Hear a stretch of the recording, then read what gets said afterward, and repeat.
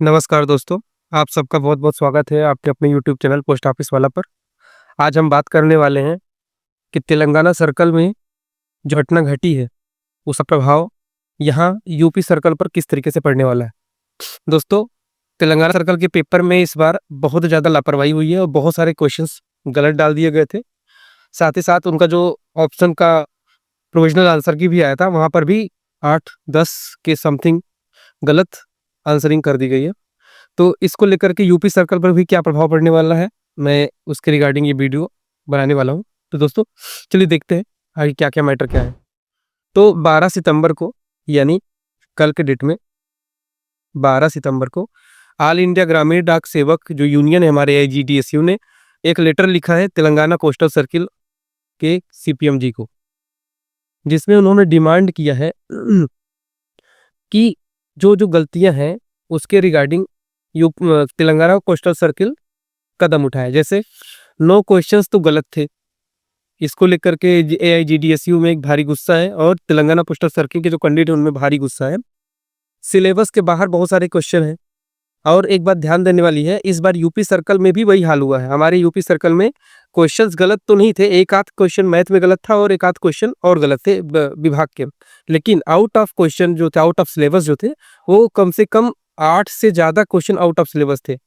PV5 जो हमारा postal volume 5 है, वहाँ से एक भी क्वेश्चन डायरेक्टली नहीं पूछा गया है। इनडायरेक्टली शायद एक आध क्वेश्चन पूछा गया हो, लेकिन डायरेक्टली एक भी क्वेश्चन नहीं पूछा गया है।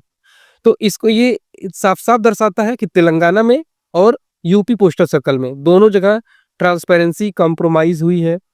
जो डायरेक्टरेट की गाइडलाइंस है, उसका उल्लंघन हुआ है। तो ये सारी चीज़ें प्रश्न चिन्ह खड़ा करती हैं, जो पढ़ने लिखने वाले बच्चे हैं, उनके पूरे मेहनत पर। साथ ही साथ विभाग की घोर लापरवाही। चलिए हम आगे देखते हैं और क्या-क्या इश्यू है। पहली चीज़, इससे क्या हो रहा है, जो जेन्युइन कैंडिडेट हैं, उनके लिए तो बहुत बड़ा नुकसान है ये। बहुत सारे लोग तुक्का लगा देंगे, तुक्का लगाने से कुछ लोगों को गेस मार्किंग से कुछ लोगों का सही हो जा रहा है। इससे क्या हो रहा है, हमारा मेरिट बेस प्रमोशन इफेक्ट हो रहा है।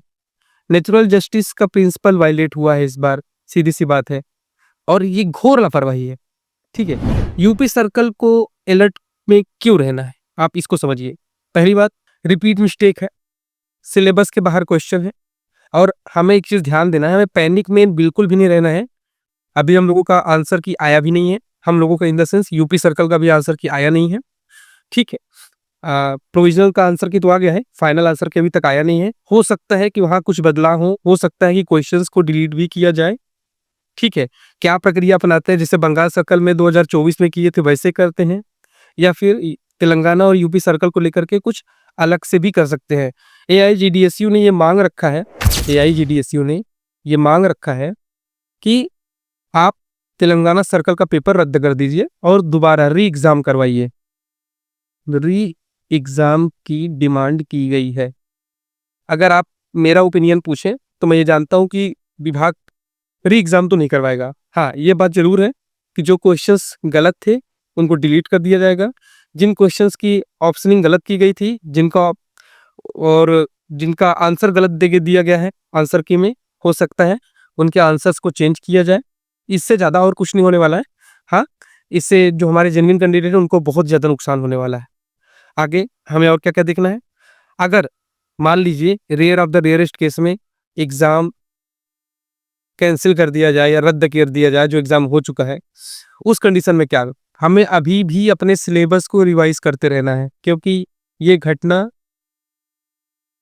यूपी सर्कल के साथ भी हो सकता है। बहुत सारे बच्चों ने इसको लेकर ऑफ़िशियली कंप्लेंट डाला है डाक भवन में।